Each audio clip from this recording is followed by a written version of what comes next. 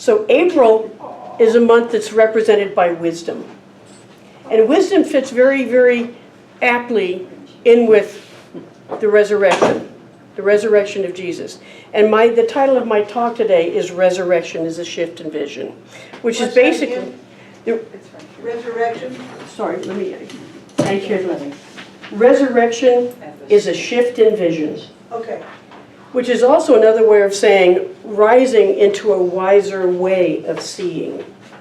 That's what resurrection... To resurrect means to bring life into something, or to excavate something, to bring something forward. Now, April, represented by wisdom, is judgment, discernment, and intuition. Judgment, being judicial with our thoughts, not judgmental. And there is a difference. Yes. In a court of law, the judge is supposed to be the one who is just and fair. Not judgmental, but just and fair. As opposed to judgmental, when we sit and go, well, I don't know if I like that top. It's not very complimentary on you. You know, judging you. You know, well, Kathy, you put some weight on it. I do that to myself. I'm very judgmental in the morning in the mirror. But judgment. Discernment, being able to differentiate between things, to discern what is right and wrong, to differentiate between the two. And intuition.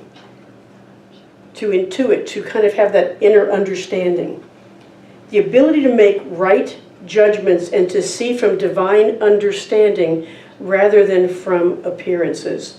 That's kind of a profound thing when you think about it. To be able to see with divine understanding rather than from appearances. Last week when I was in New Braunfels, a woman came up to me after service for prayer, because she has her first grandson that was born prematurely. And he's got some heart issues, and he only has one kidney. And he was supposed to go home that day, but he wasn't able to because he had some respiratory issues. And we sat and we talked for a while. And she said, I know that he's going to be fine. He's in perfect hands. And it's good that he didn't go home, because he was right where he needed to be. And she said, Theo is going to be a perfect grandson. And I said, so tell me what you see when you go to the hospital. She says, oh my God, they've got the incubator and they've got oxygen and tubes and all these things, and it's kind of frightening. I said, of course it is. I said, what do you believe? And she said, what I believe is that everything's going to be fine. That what I'm seeing is not what I believe in. I said, please use that as your mantra. Because I'm learning to use that as my mantra whenever I look on my phone and a news thing pops up, or if I don't get a chance to turn the channel before the news comes on, because I don't watch the news. All of this. So just remember that what you see does not necessarily have to be what you believe. And I think that's really very important for us. Now the color for April is yellow. Thank you, Linda, for yellow roses. The only yellow thing that I own is a t-shirt from Possum Holler Bakery in Tennessee that our cousin used to run. Didn't seem real appropriate to wear it for a Sunday service, so you don't get yellow out of me, but that's about the only thing. The disciple that Charles Fillmore assigned to wisdom was James, son of Zebedee. Now, James used to be known as James, son of thunder, because he was very reactionary. He was very aggressive, and he was like a zealot, until he became a disciple of the master teacher Jesus. And he learned to go inside and listen to the still small voice. And he gained wisdom from his experience. And he later became known as James the Greater as a result of that. And the place in the body where we find the seat of wisdom is the solar plexus, the upper abdomen, also known as the pit of the stomach. If you remember, most of these anatomical things that Charles Fillmore used are in alignment with our core, coming from the inside out. I always refer to it as the gut. How many here have ever operated off of what we call our gut instinct? Right? Now my gut instinct says I really shouldn't go that way today. And sure enough, the light was out. Or my gut instinct is I really need to follow through on this even if it doesn't feel good, because it's the right thing to do. So it's that gut instinct that gives us the wisdom. Now, most of us in this room have been around the sun at least 6 decades or more, unless I'm mistaken, with the exception of Megan, who hasn't quite gotten there yet. And as we've gone through these rotations of the sun, as we've aged, along with that has come wisdom. We've all garnered a modicum of wisdom in our lives by virtue of our human experience, the things that we've gone through. We've learned our life lessons, and we've gone through those things. That's wisdom that we have attained. But just because we've attained that wisdom doesn't always mean that we shouldn't be open to new experiences and new ways of doing things and a different form of wisdom. In the Bible, Luke chapter 24, verses 5 through 6, it says, "Why do you look for the living among the dead? He is not here, he is risen." He is not here, he is risen. Resurrection is a present moment of awakening. So we need to let go of our dead thoughts. We need to let go of those dead ideas that no longer serve us. We need to stop looking for the living among the dead, the new thoughts among the old. We have to have that shift in our vision. We need to resurrect our ideas because it's how it works.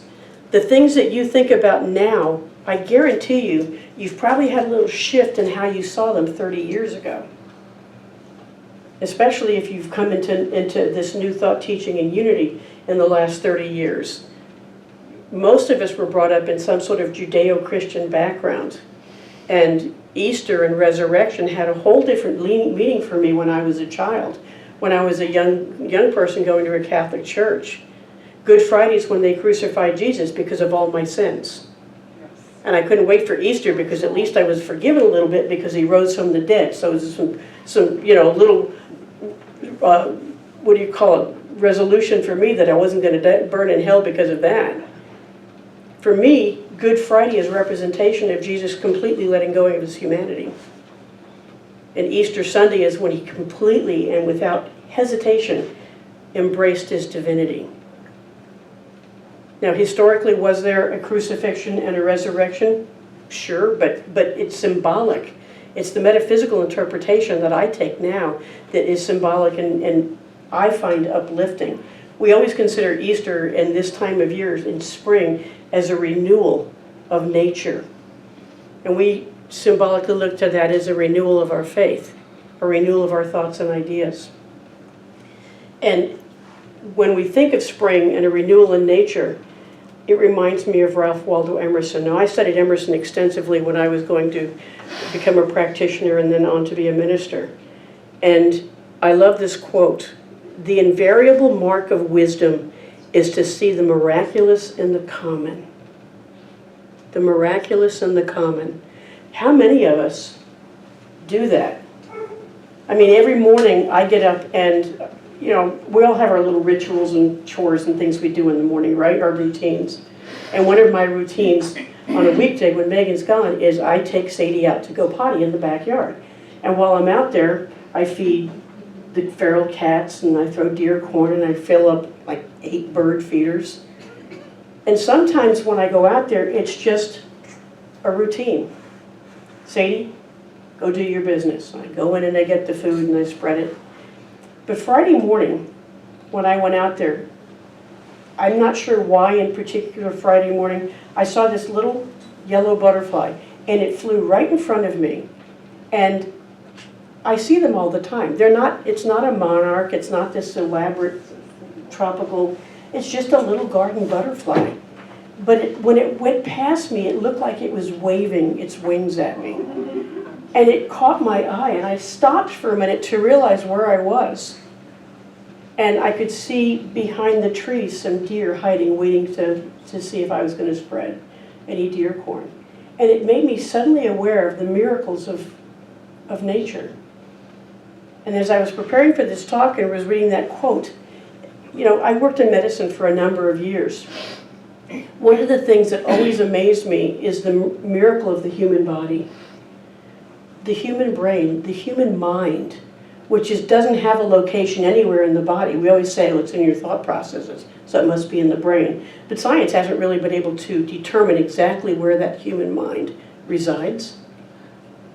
It's a miracle. Annalise is saying it's within the heart. the human heart that constantly keeps blood flowing, life, life-giving nourishment and nutrients and oxygen. And it will do that sometimes in excess of 100 years.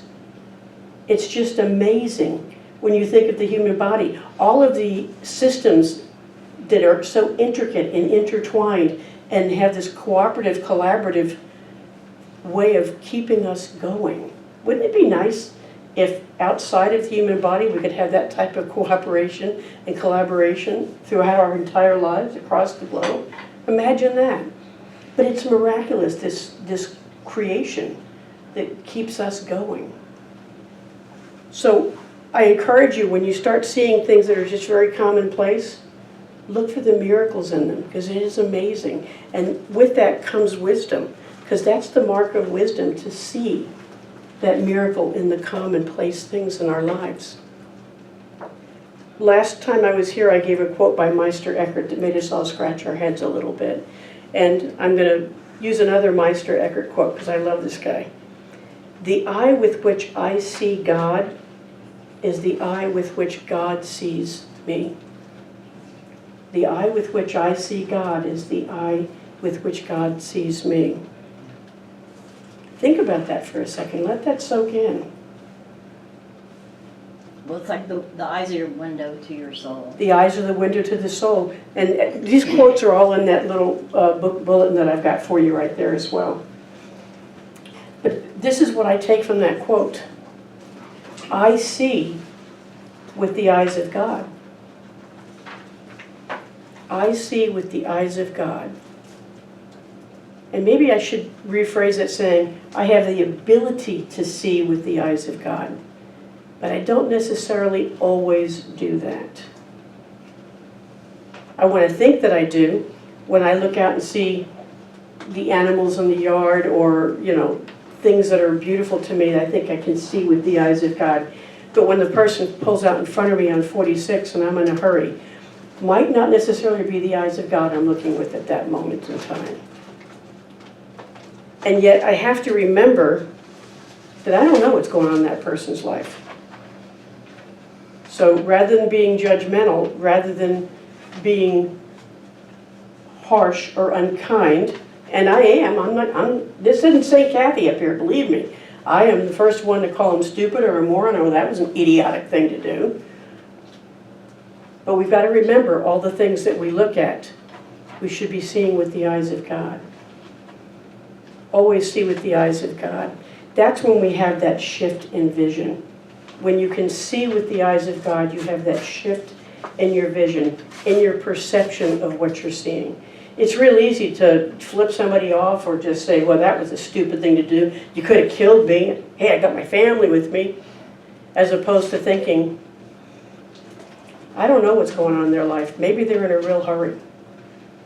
Maybe something's wrong and they've got to get to someone who's ill. You never know what's going on in someone else's life. And if you're in a hurry and you've got something going on, it's even more difficult to do that. But it doesn't take but a second to take a slow, deep breath and go, okay, nothing happened to me, nothing happened to them. I'm going to bless them on their way. And for whatever reason, I hope they get there safely. And now I know I can too. There's some wisdom in understanding that. I love most of Charles Fillmore's quotes. I'm not going to say I love all of them, because some of them are just too convoluted for me to wrap my little tiny brain around. But Charles Fillmore said, wisdom is knowing what to do next. Skill is knowing how to do it. And virtue is doing it. So wisdom is knowing what to do next. I think most of us are very wise when it comes to this. We know what to do next. In most cases, we know what to do next. We will come up with every excuse under God's green earth why we can't do it. But I think we intuitively know, intuition. We intuitively know, we have that gut instinct that says, this is what you need to do. Now there's sometimes when I know when I am, there's sometimes I'm clueless. I have no idea what to do next. And that's that knee-jerk reaction in me. Something happens and it's like, oh my gosh, I have no idea what I need to do with this. I have absolutely no idea what to do. And when that happens, I usually take a slow, deep breath, and I'll go to Connie and say, hey, help me with this, because I'm not sure. We just had a circumstance with this the other day in helping somebody with a move. Do we step in? Do we not? And it was like, I'm not sure what to do, so I'm going to talk it out. Because I don't have that skill in my head at this moment in time, because I've got a little whirling dervish going on up there, dancing in my head, not letting me stop and just calmly think about it. And that's when having somebody in your life to just bounce it off of is just a wonderful thing. We intuitively knew what we needed to do next. The skill is knowing how to do it. And sometimes we don't have the skills, right? I mean, that's just a fact. Sometimes we know what needs to be done, but we don't have the skill to do that. And that's okay. That's okay if you don't know how to do it. But you can always find it. You can always go ask someone. You can look it up. You can Google it. Now we've got all these artificial intelligence things that can do everything for you except cook your dinner. I mean, all these things that we can do. So if you don't have the skill and you know that something needs to be done, you can always go out and find someone or something or an organization that can help you with what needs to be done. To have the skill to do it. And then the virtue is follow through. So wisdom is knowing what the next step is, but it takes skill and it takes virtue. Virtue or integrity to go through and follow through with it. I'm going to give you just a little tiny example. A couple of months ago I was at HEB standing in line, and there was a gentleman in front of me who had had an absolutely horrid day. You could tell by his total demeanor. And he was taking it out on this young girl, the cashier, and the bagger. Now the bagger happened to be somebody by the name of Sarah. Megan knows Sarah. Sarah is developmentally challenged.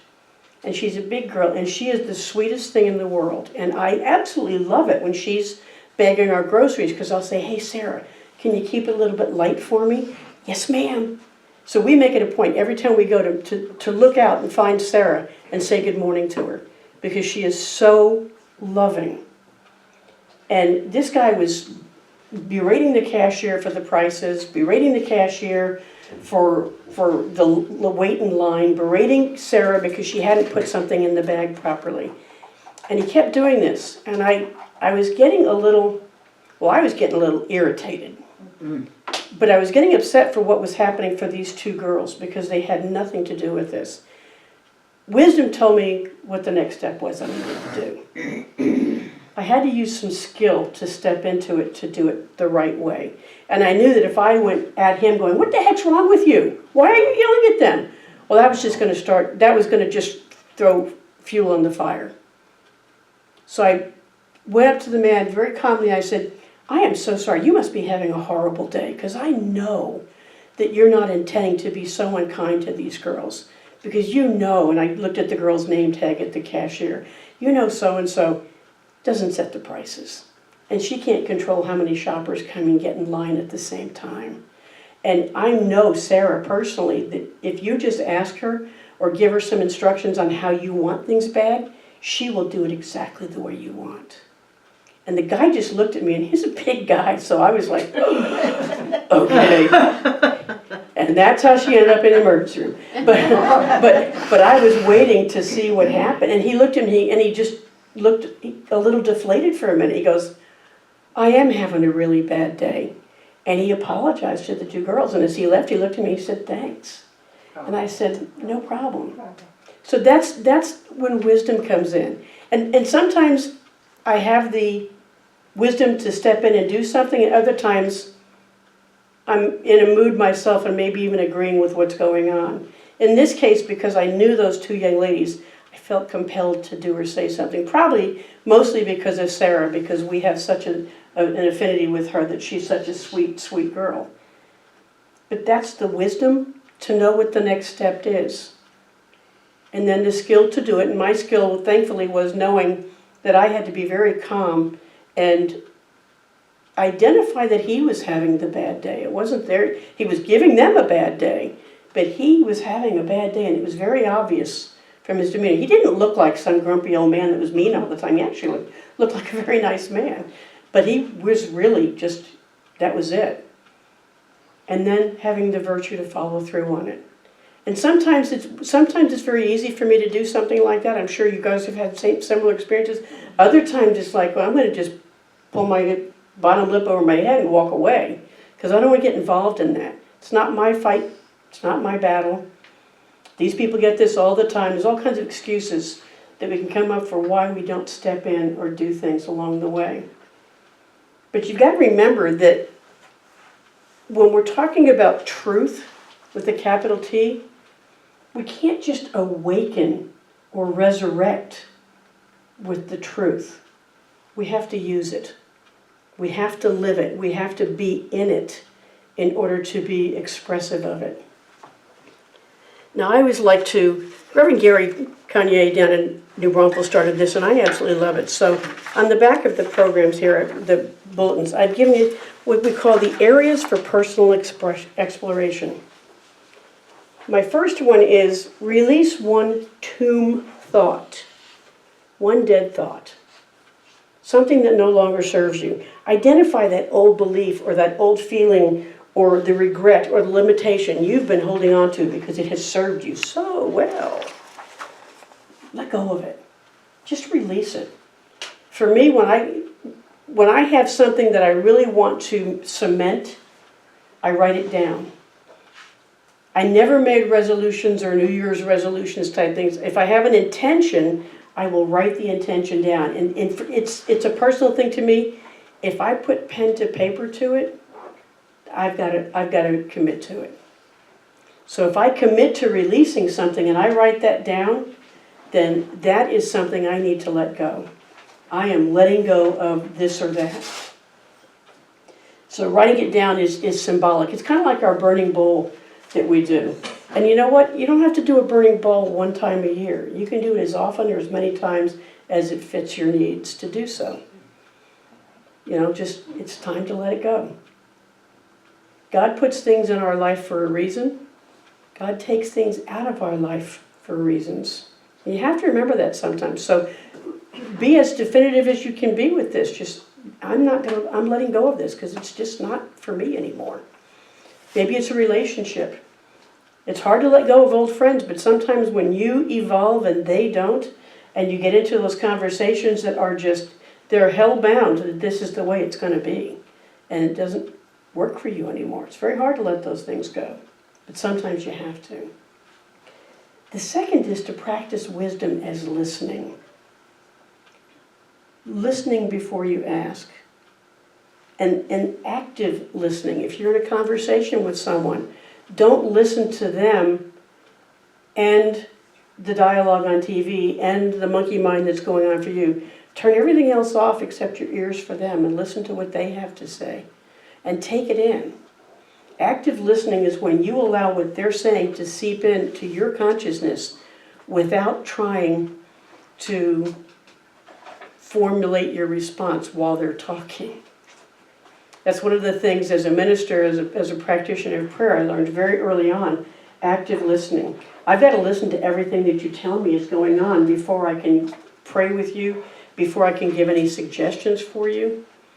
Because I need to hear what you're telling me. I need to embody what your words are, not come up with a solution before you've even completed your thought. So active listening. Pause before reacting and ask, what is the wise, loving response here? I love this. Wisdom is always present within, ready to guide. And then the last thing is choose one act of quiet renewal. Now this isn't something earth-shattering, but it should be something that's life-giving to you. Call somebody you've been thinking about for a long time. If you have an old friend and you keep saying, I've been meaning to get in touch with him, or gee, I really should call and see how she's doing. Stop thinking about it and just take a moment to do it.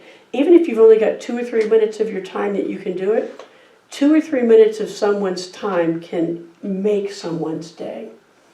We've got a friend back in California, periodically I'll call Chris. She's in her 80s, but she's relatively infirm. She's home all the time. And I may call her on the way home from HEB and say, you know what, Chris, I don't have a lot of time to chat, but I just wanted to call and let you know I was thinking about you.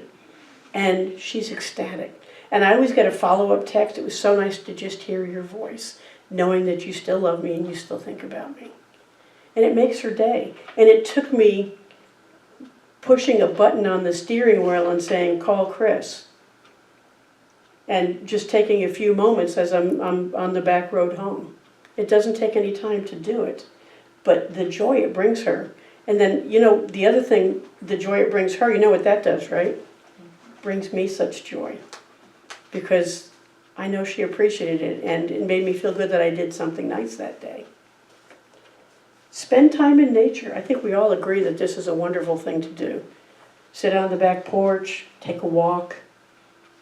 Even if you just sit, yesterday I loved just sitting and looking out at the rain. It was just amazing. Megan actually at one point muted the TV. We were watching some shows and she muted the TV because the front door was open and we could hear the rain. She did that because she said, I just want to hear the rain. It was so beautiful. Mm-hmm. Begin something you've put off. Do you have any projects that you want to do that you kind of figure, take a step towards doing it. I have for the last, I don't know how long, been putting off going through my files. We file receipts from your bills and stuff, and I usually keep a year at a time. And I don't think I did it last year because Megan has about a 2-foot stack of shredding to do for me. But I finally decided Monday I'm gonna go through my bills, and I'm gonna get this done. And I wanted to rearrange a few things, and I've been putting it off and putting it off and putting it off, and I still have a stack of stuff sitting on the dining room table, but the majority of it's done, and I felt so good when it was over with. That was a nice renewal for me to be able to do it. It was a quiet act. Connie had gone out grocery shopping, and in between loads of laundry, I just sat there and went through the bills. But what the feeling when it was done was like, I got something done today. This was good, and I've been putting it off for over a year. So I want you to remember, resurrection is not someday. It's one small loving choice today. It's a small loving choice today, resurrection. And we don't resurrect for others. We don't resurrect others. We resurrect within ourselves with that shift in vision. And that's what the resurrection is. It's a shift of your vision and your perception of your world around you and how that world evolves around you. And you've got to remember something. Jesus, the master teacher, resurrected on Easter Sunday as a representation to us of that divinity that is within us. Because the only thing that separates us from Jesus, the master teacher, is his ability to completely embody and embrace his perfection, the divine within. We all have that. We're just a little resistant sometimes to see it and to allow it and to embrace it because of all the things that hit us. But when you take the time to sit and think very carefully and quietly of not just who you are, but whose you are, made in the image and likeness of God, when you think about that and you take that in, fully and completely take that in, then you can have the resurrection as a shift of vision. Thank you, Kathy. That was inspiring as always. I read a very skinny book I found on the Dalai Lama in a library, and he just had such little pithy sayings where he just summed it up. My religion is kindness. And this song came to me. It's called Dalai Lama Says. Dalai Lama says, anger is very negative. You must rid your heart and mind of this emotion every time that it appears. And Dalai Lama says, hope is very, very positive. We must keep hoping for the best there is. For if we act in anger, then hate may follow after. It's like sticking your finger in your own eye. And Dalai Lama says, killing is very negative. Every living thing's connected, even insects are protected and revered. And Dalai Lama says kindness is very, very positive. We must treat living things with kindness here. For if we kill nature, then how will we be nurtured? It's like sticking your finger in your own eye. And Dalai Lama says hope is very, very positive. Wow.